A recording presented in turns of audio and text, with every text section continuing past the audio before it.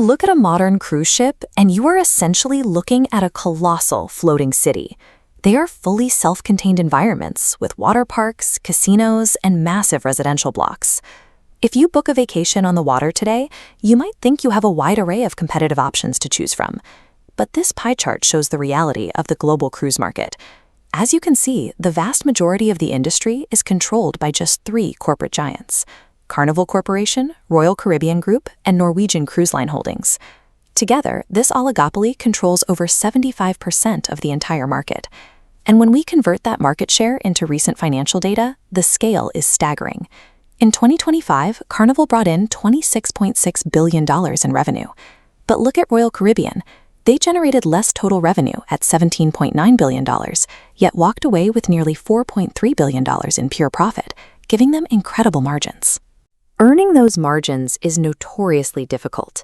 These corporations have to purchase massive ships that cost over $1 billion apiece, navigate wild swings in global oil prices, and service colossal piles of long-term debt.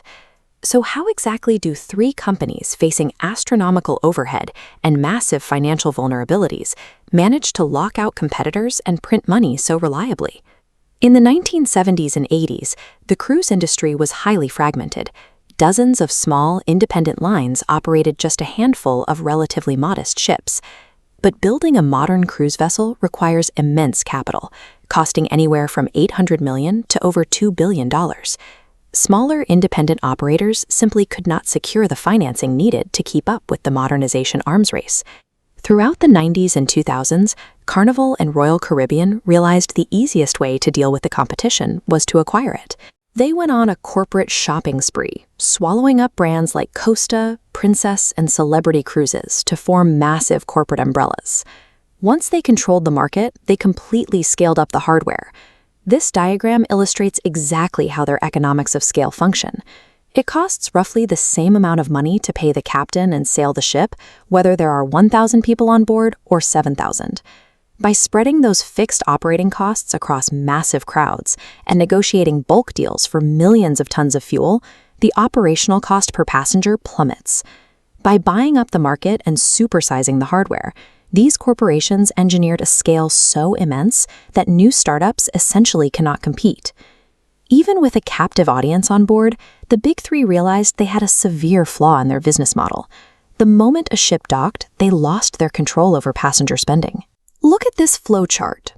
Historically, passengers would disembark in popular destinations like Nassau or Jamaica, and millions of dollars splintered off into the local economy. Tourists paid local tour guides, drank at local bars, and bought souvenirs from local vendors. To capture that lost revenue, the cruise lines decided they needed to control the destination itself. They started buying and developing private islands.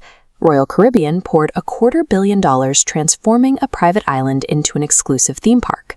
Carnival followed suit, launching their massive destination, Celebration Key. When you step onto one of these private beaches, you are still inside a closed financial ecosystem. You swipe your room key to rent a cabana, access the water park, or buy a drink. Every single dollar spent on that sand is routed directly back to corporate headquarters in Miami. They engineered the local economy completely out of the equation, converting a massive revenue leak into pure corporate profit.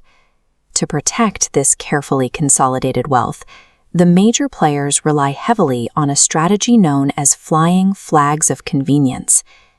Despite operating out of massive headquarters buildings in Miami, these companies incorporate their businesses overseas, in places like Panama or the Bahamas. This legal maneuver allows them to bypass most United States corporate income taxes. Registering their ships abroad also exempts them from strict domestic labor laws. They can staff their megaships with international crews, often paying wages far below the American minimum wage. The industry is not immune to extreme shocks. In 2020, the entire global fleet was anchored, generating zero revenue. To survive, the Big Three had to take on colossal amounts of debt just to maintain their empty ships. Yet, because their operational costs are minimized by massive scale and their heavy tax burdens are shielded completely offshore, they possess a deep financial buffer designed to weather those catastrophic hits. Following the pandemic, a massive wave of revenge travel pushed the industry's recovery into overdrive, sending ticket prices and revenues to record-breaking highs in 2025 and 2026. These corporations have evolved far beyond the traditional hospitality business. By controlling the supply chain, the international labor force, and the physical destinations themselves, they operate as fully vertically integrated, sovereign offshore economies. So the next time you walk off a cruise deck and onto a pristine private beach, remember where your money is actually going. You are stepping right into one of the most perfectly engineered business models on Earth.